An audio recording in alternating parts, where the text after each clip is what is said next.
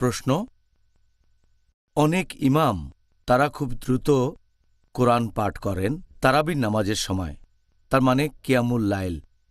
এছাড়াও তারা খুব দ্রুত রুকু আর সিজদা করে, এতে করে জামাতে থাকা অনেকের জন্য নামাজ পড়াটা খুব কঠিন হয়ে যায়। এভাবে নামাজ পড়ার কোনো অনুমতি কি আছে?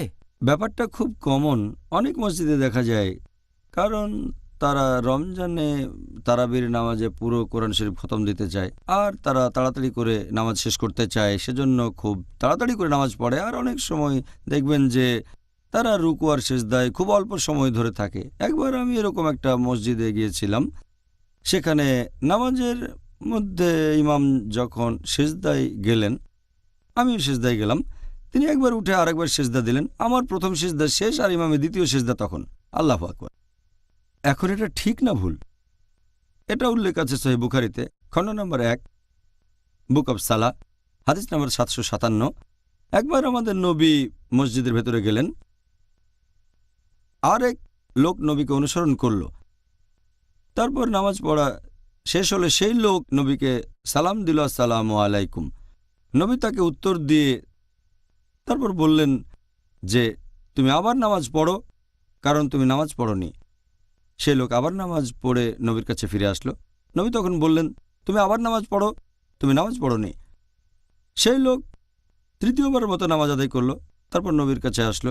নবী আবারও বললেন, যাও নামাজ পড়ো, কারণ তুমি নামাজ পড়োনি, তৃতীয়বার। তখন সেই লোক বলল, এর চেয়ে ভালো করে আমি নামাজ পড়তে পারবো না, হে রাসূল, আমাকে শেখান কিভাবে পড়ব। তখন নবী তাকে বললেন যে তুমি তাকবীর দেওয়ার পরে দাঁড়ানো অবস্থায় বিভিন্ন সূরা পড়বে পবিত্র কোরআন থেকে, যেগুলো অন্তর থেকে জানো, কোরআনের যে সূরাগুলো তুমি জানো সেগুলো পড়বে। তারপর তুমি রুকু করবে এবং রুকুতে গিয়ে প্রথমে তুমি সুস্থির হবে। তারপর বলবে সকল প্রশংসা আল্লাহর সুবহান রাব্বিয়াল আজিম, যতক্ষণ না সোজা দাঁড়িয়ে সুস্থির হও। তারপর তুমি সেজদায় যাবে শান্তভাবে, যতক্ষণ না সুস্থির হও।